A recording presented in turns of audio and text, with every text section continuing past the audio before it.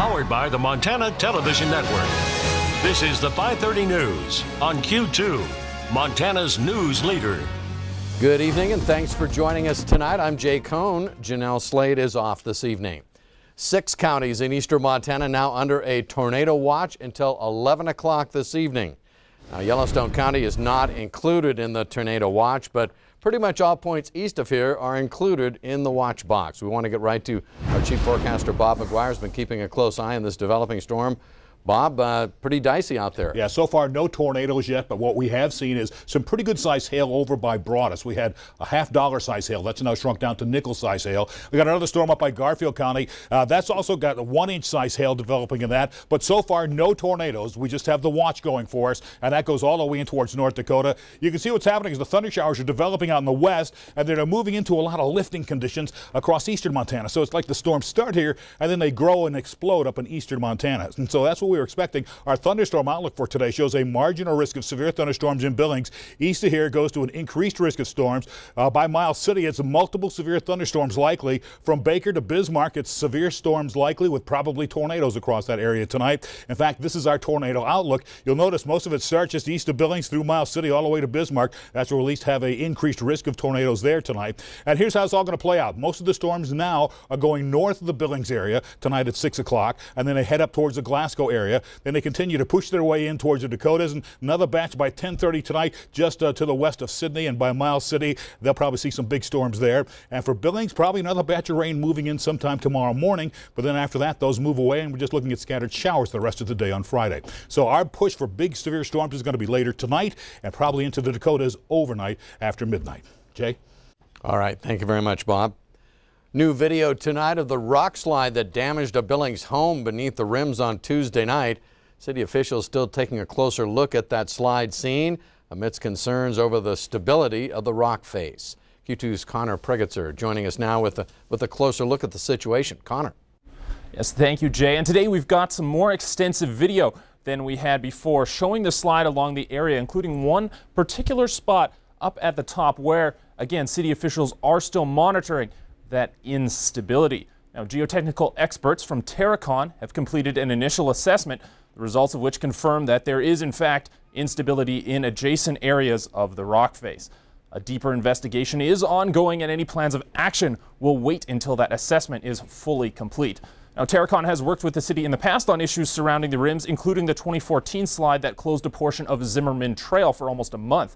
As a result of the lingering concerns about the stability of the rock face, the Billings Fire Department has asked residents of the 2 homes seen here in our video to evacuate until the final assessments are complete. Now, we have been told that one of the families who has a young child has chosen to leave their home as the assessment continues, but the resident of the home that was most damaged has elected to stay in place. Jay? All right, amazing video there. Thank you, Connor. Elsewhere in Billings today, 5 people transported by ambulance to local hospitals this afternoon. This following a 2-vehicle accident that involved 2 minivans. Here's the scene. The crash occurring just after 3 this afternoon at the intersection of 6th Avenue North and 18th Street, right in front of the First Interstate Operations Center. From the scene, Q2's Dan Dragon reporting 2 children were among those transported from the scene. As yet, though, Billings police have not released further details on the crash. Police are looking for 2 suspects who broke into city property early this morning, and then one of them pointed a gun at officers who responded to that burglary. The break-in happened around 2:15 this morning at the police department evidence facility located on Midland Road. The suspects triggered an alarm when they entered the fenced area around the building. The first officer on scene was checking the fence when he reportedly came face to face with 2 males all dressed in black. They were ordered to stop and show their hands. Instead, one of them pointed a gun at the officer. The officer then retreated and called for assistance. Surveillance video shows the 2 men fled through a cut in the fence before police could contain the scene. Police Chief Rich St. John says the suspects did not gain entrance to the evidence building and that nothing was taken, but as yet, neither suspect has been identified. Some familiar faces on the Billings police force getting new titles. Police Chief Rich St. John announcing today that Captain of Investigations Jeremy House will soon be taking over for Assistant Chief Joel Slade, who is retiring this year. Current Administration Lieutenant Neil Lawrence, now promoted to Captain, overseeing the Office of Professional Standards. Lieutenant Brian Coral has been promoted to captain of operations, while Artie Harper will take over as the captain of investigations. Also promoted Brandon Woolley and Brian Krivitz from sergeants to lieutenants. Following in his son's footsteps, President Donald Trump is coming to Montana. His visit confirmed today by a White House deputy press secretary. And while the location of the president's trip has not yet been announced, the White House says the commander-in-chief will be here in our state on July 5th. Our sources here at Q2 say the most likely location for this event is Great Falls. Montana, of course, a notorious battleground state. The president hoping to bolster support for GOP candidates here, including Matt Rosendale and Greg Gianforte. Trump was visiting Montana during his presidential campaign. That's when he stopped in Billings back in May of 2016. The Interior Department's Inspector General will review Secretary Ryan Zinke's involvement in a whitefish land deal that has raised conflict of interest questions. Zinke and his wife Lola are involved in a land deal in whitefish with the head of Houston-based energy services giant Halliburton, which does lots of business with the Interior Department.